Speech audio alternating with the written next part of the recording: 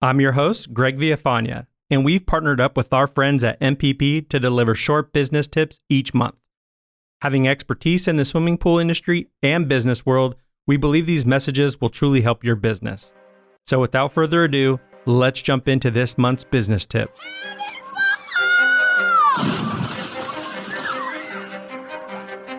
Welcome to your go-to podcast for the pool and spa industry. My name is Tyler Rasmussen. And my name is Greg Villafana.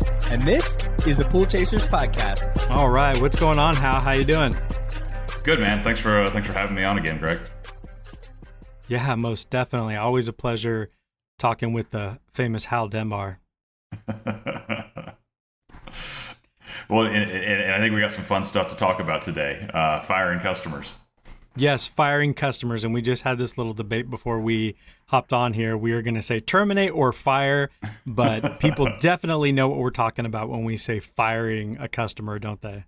Exactly. And everybody inevitably will do it. Sometimes the first one's ripping a Band-Aid off, but then once you get used to it, it can definitely create a healthier business when you do it as needed. Yes, and I think both of us have a ton of experience in letting customers go or firing in them, as you would say. So let's just jump right into it. You know, when should somebody fire a customer? Yeah. So, I think there's many reasons why a customer might need to be fired. Three that have always stood out to me that have, I think, been really our top three usual suspects of when I go back and look at all the customers we fired in the past. Usually it's related to payment, misaligned expectations, or treating our people in an abusive or unfair way. Those, I'd say 95+% of the customers we fired in the past, it's one of those three things that they've done. Right. And, you know, can you give us some examples of what's happened in terms of them not treating the employees with respect? Yeah. So, that's like the absolute most guaranteed way you're getting fired. And in my previous companies, if you yell at an employee or call them a name or in any way treat them, in a manner that humans just don't deserve to be treated, like, you're out of here. That to me is just the main violation that I can't, as an owner, in good judgment, have you doing business with or putting people in your backyard. It's not fair to the people we employ. It's not how we would ever treat somebody. And so if you're going to treat our people in a disrespectful manner, like, game over. We just can't tolerate that. We had one, the one that comes to mind the most is we had a customer who had multiple Airbnbs with us, and we'd never really interacted with her very much. We typically would interact with property managers or staff, and we had a cleaning tech go back there, and it was on the normal day of service, everything was as usual. But the customer, who's not usually at that home, didn't expect somebody to walk in the backyard, and just lit him up. Just started yelling at him, calling him a stupid idiot with a lot more expletives in there, and just for 5 minutes went on a rampage with this technician. And the technician had no idea how to respond, just completely shut down, just sat there and took it. And a few minutes after that, he's in the truck and he's regained his composure, and he called me and let me know what was happening on the spot immediately. That customer, and they had many accounts with us because they owned several Airbnbs that we maintained, but there was just no justification to treat any person like that, and so we fired him immediately. One thing I think that's important with every case when you fire a customer is be prepared for a bad review after that happens. And so in some instances, which I think we can talk about in a minute, with other reasons to fire a customer, you can, I think, prepare for that and game plan for it proactively so you're ready when it does happen. But in this case, the person lit us up with a bad review. It happened to be on Yelp, where usually it will show a first name and a last initial. In that case, I gave a very well-reasoned response to it, and I just happened to say Miss So-and-so with her last name every time in my response. Probably every 3 sentences, I filled in the blank of what the last name was with a respectful, Mrs. ahead of it. And not surprisingly, the reviews pulled down less than 24 hours later, because once once you sort of can put the mirror up and show the public how someone is behaving, and have their full name attached to it as our business's name is attached to a review, that review mysteriously disappeared less than 24 hours later. And what's funny is later on slick. they did come back and try to apologize. And about once a year they try to come back. But once somebody's true colors have been revealed, we're not interested in doing business with that person any longer.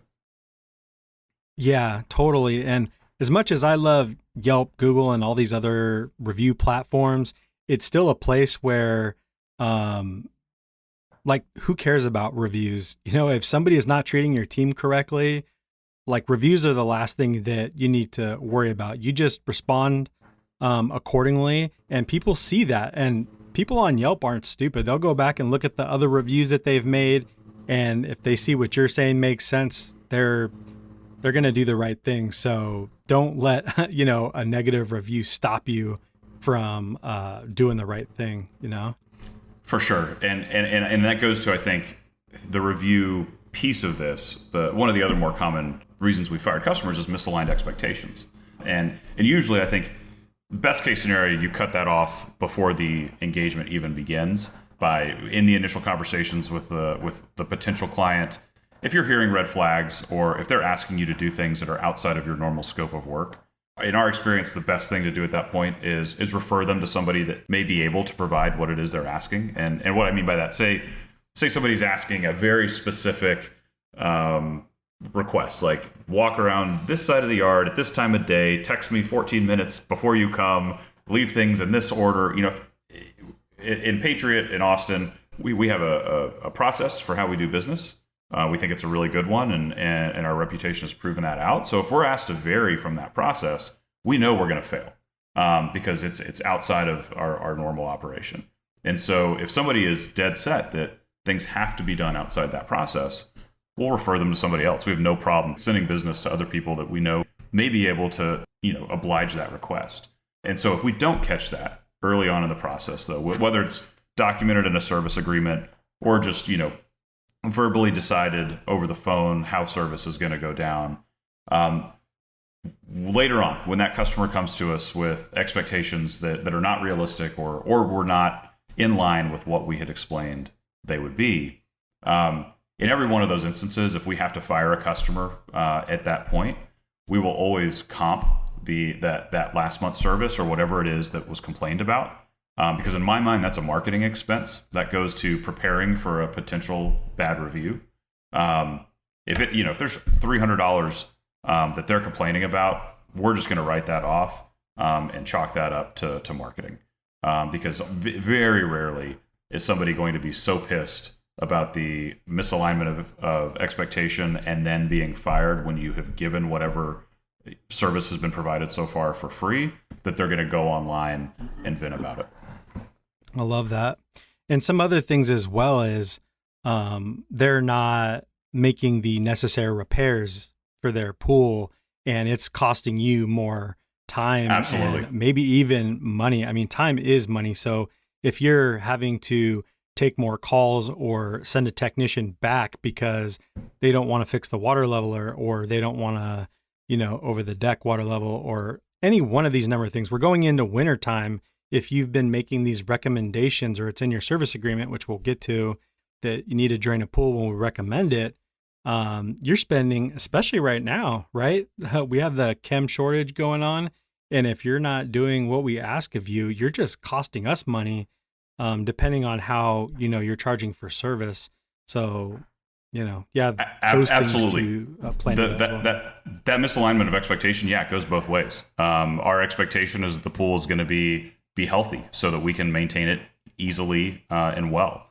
And so if someone is not listening to repair, not even recommendations, but needs that are required for that pool to be maintained well on a consistent basis, that absolutely falls into that same bucket where we're just not designed to work together.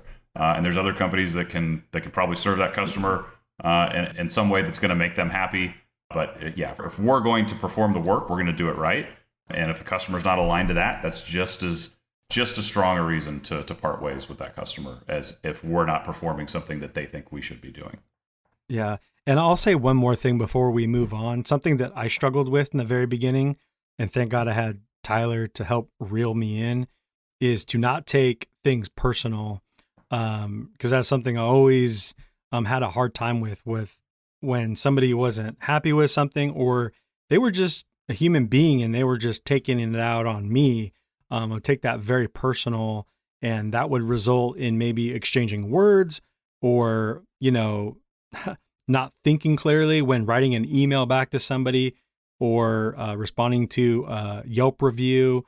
All these things, sometimes that's what separates us. You have to grin and bear it a little bit.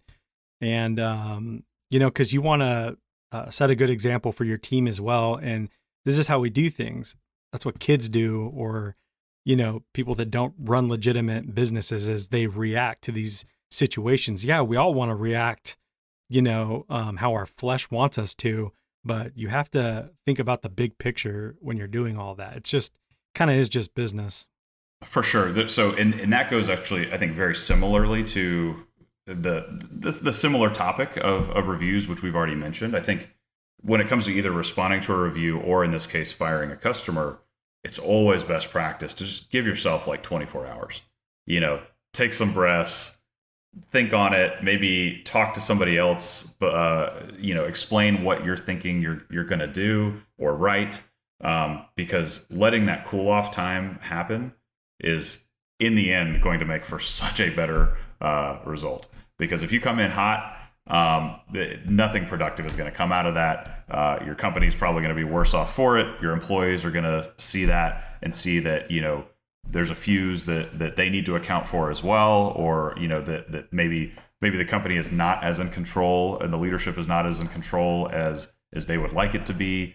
So always take a breath. I mean, that's a huge piece of it. And on the, in terms of, I think the wanting to, the human aspect of it, right? Like another variable there is friends.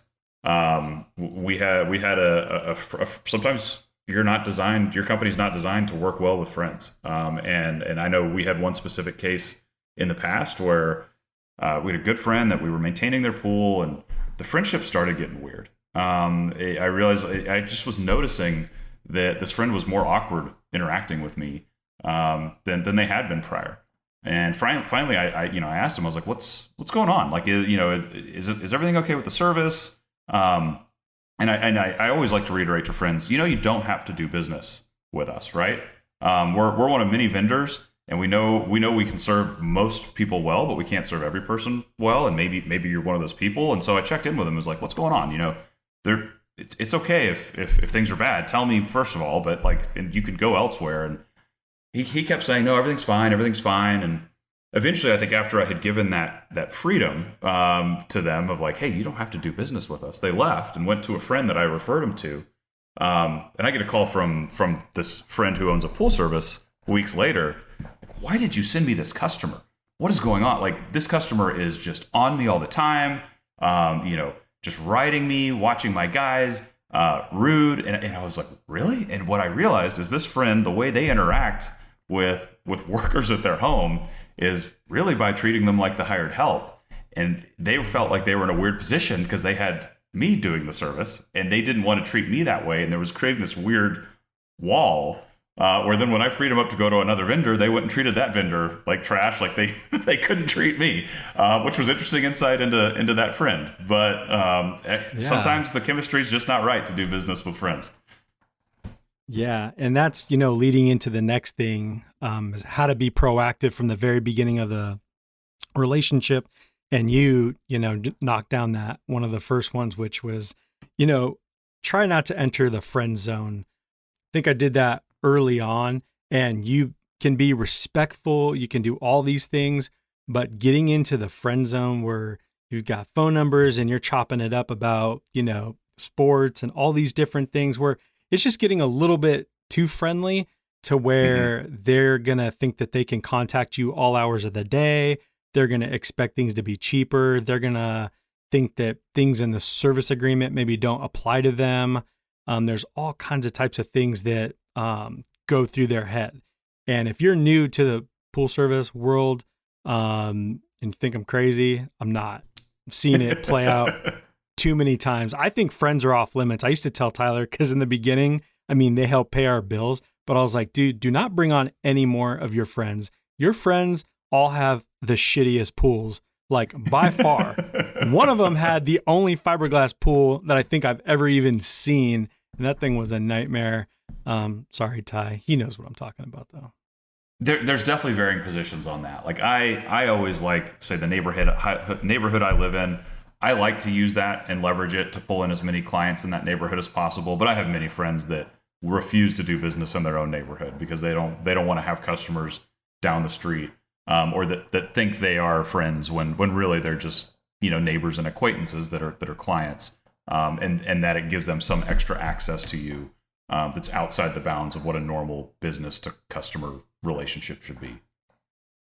Yeah, that's crazy. I would never want to recruit in my neighborhood. Just being totally honest, you try your best to have the best team, but you don't always know, you're trusting them to be in backyards. And even if you're running the background checks and all these things, it would just be the worst thing ever for something to go wrong and to still have to live in that neighborhood. You don't want to have to move to Dallas or something. Well, and side note, I would always put our strongest cleaner in my neighborhood. So that was one extra layer of insurance. As people, good move. I made sure whoever was right around in my sphere was taken care of with confidence. The new guy that nobody was sure about was not servicing pools in my neighborhood. I bet that CRM was loaded on the front end, like cameras everywhere, works from home. Like, they got binoculars. They're going to watch your every move, make sure you're there an hour. Absolutely. I think our guys got hip to that. Like, dude, every single one of these says that they work from home, and I'm like, well, So CRM though, that's a huge tool in this, because sometimes there's an unofficial firing. And what I mean by that is, the most common reason I think that we've let people go is in regards to payment, right? If it's a cleaning customer that gets 2 months behind, we're going to suspend service until we can collect. If it's a repair customer that we have had issues collecting from, we'll mark those all in the CRM, really big and bold, with the very first thing when that customer's name comes up, it says, do not do business with. And those are typically our unofficial firings. That it might be someone that, 2 years ago didn't pay us a simple service call because they didn't think the diagnostic fee was fair, even though it was agreed to ahead of time, as it always is. We're going to mark that person in our CRM, do not do business with, because we know that that's not somebody we can trust. And so they may never hear the words, you're fired. But if they call back 2 years later wanting us to come out and do a job, we might mysteriously be 4 weeks out or 5 weeks out on service, and just not have, time to get to that customer. Most definitely. CRM to me is, if you don't have that working for you, I don't even know what you're doing, because we've been through so many different situations where the CRM bailed us out. We had a woman that actually had dementia and was always losing her memory, and she would call us like once a month. And because of this, had her name, her address, and every conversation that happened was noted so that we knew the last time we had spoke, and there was a point of contact, because always went, above and beyond and said, okay, I'm going to call your daughter and we're going to get this taken care of. And she was always so thankful of it. But there's things like that, because that's going to eat up a ton of your time, especially if you have a new office manager and they have no idea what's going on, but you're seeing this new address. But also if that address pops in, because they're all, connected, and it's like, okay, different name. So there's probably a different person living here now. Let's go ahead and see if we can't, figure something out, because it's more like just the person, that's connected to some of this stuff. And a CRM will help you, figure out what it is. Because a new homeowner in a house, maybe they'll replace all the equipment and things will be much easier. You know what I mean? Absolutely. And that's sometimes when we've made mistakes on this, it's because we did not enter the data in the CRM that we should have, right? The CRM is only as good as you are. We've had customers that have slipped back in that we have fired in the past, whether it was, actually the words you're fired or unofficially fired with our do not do business marking in the CRM. And we've had ones we've realized, like, oh crap, we've been servicing this person's pool for 4 months, and 3 years ago they didn't pay us on something, and we accidentally, let them back in, and that blames squarely on us because we didn't document it well enough to prevent it from happening again. Right. And let's talk about the service agreement, because to me, this is the biggest thing. When you have that initial bid, and I know you guys don't really do bids, but having a service agreement and having every single thing laid out in this service agreement, that's what you're going to be able to use in either giving a warning and having everything just sort of in black and white. Absolutely. And I think that's not just before you begin service. It's even the ongoing reporting during service, right? Having all of that documented well. Because again, you might get to the situation where, say, you have a customer who, in our case, we don't add water to pools. Just we know it's a liability. We know we're not going to be there long enough to make a really big dent in it anyway. So that's one thing our customers know, is we're not adding water to pools. And so we may mark on service reports every single week, low water, please add water to the pool.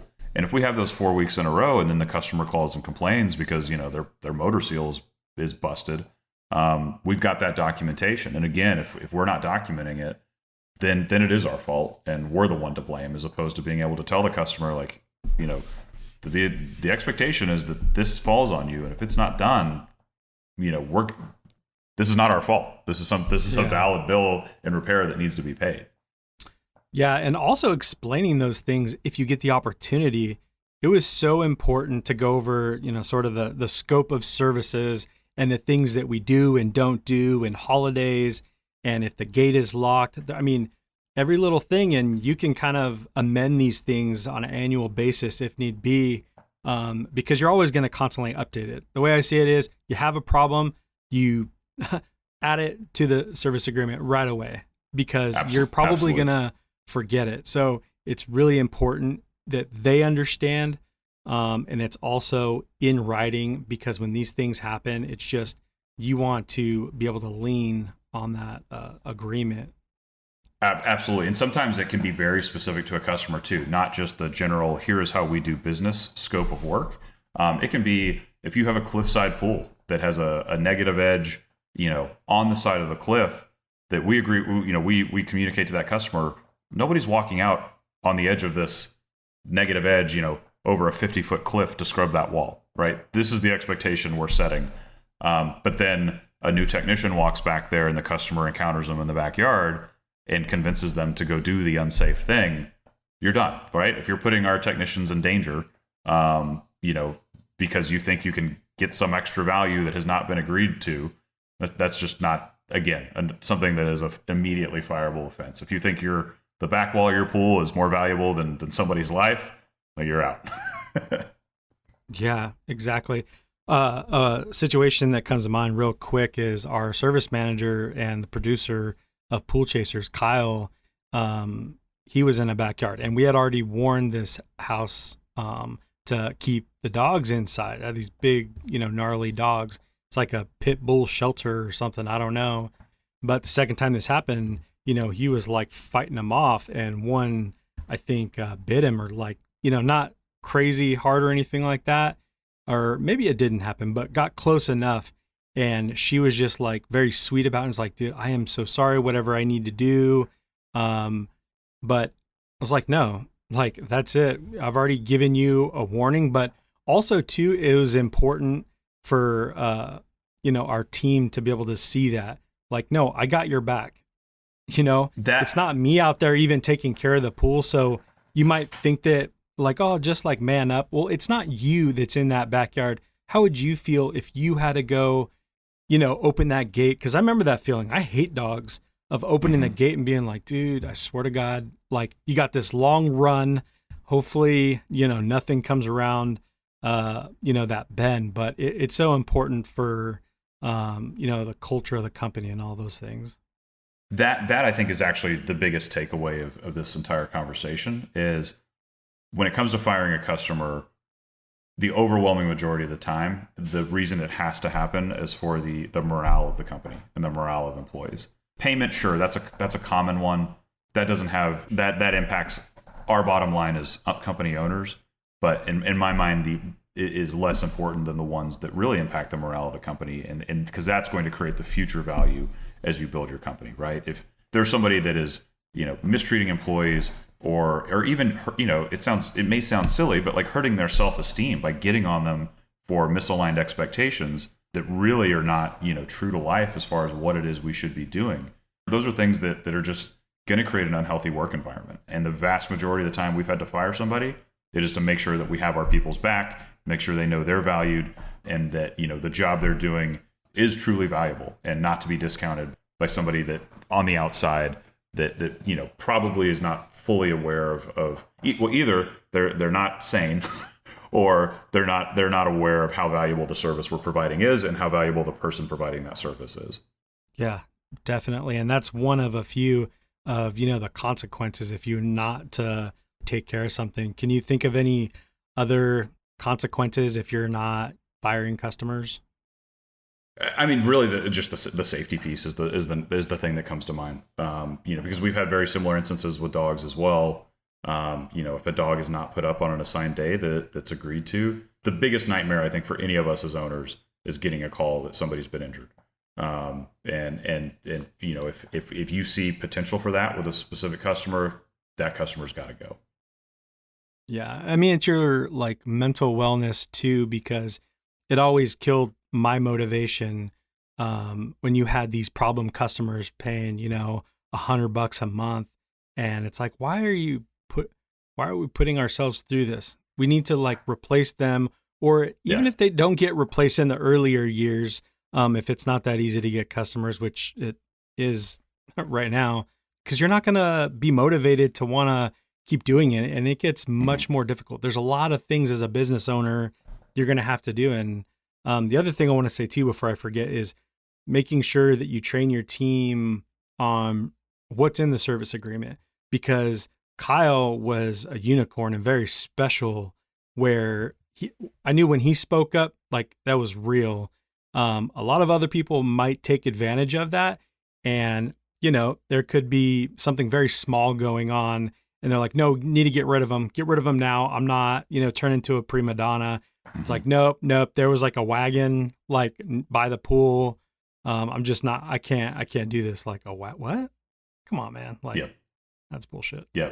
I'd say the final thing I'd have to contribute on it is as important as the morale of your people are and how quickly I think they can identify that trouble customers need to be dealt with and will question your leadership if you don't deal with them. They also can see your own personal morale, right? And so if you've got a customer that is making work no fun for you as the owner, because they're just eating away at you and you're letting that continue to happen, your employees are also going to see, that you don't have the joy of being at work. And if you don't want to be there, they don't want to be there.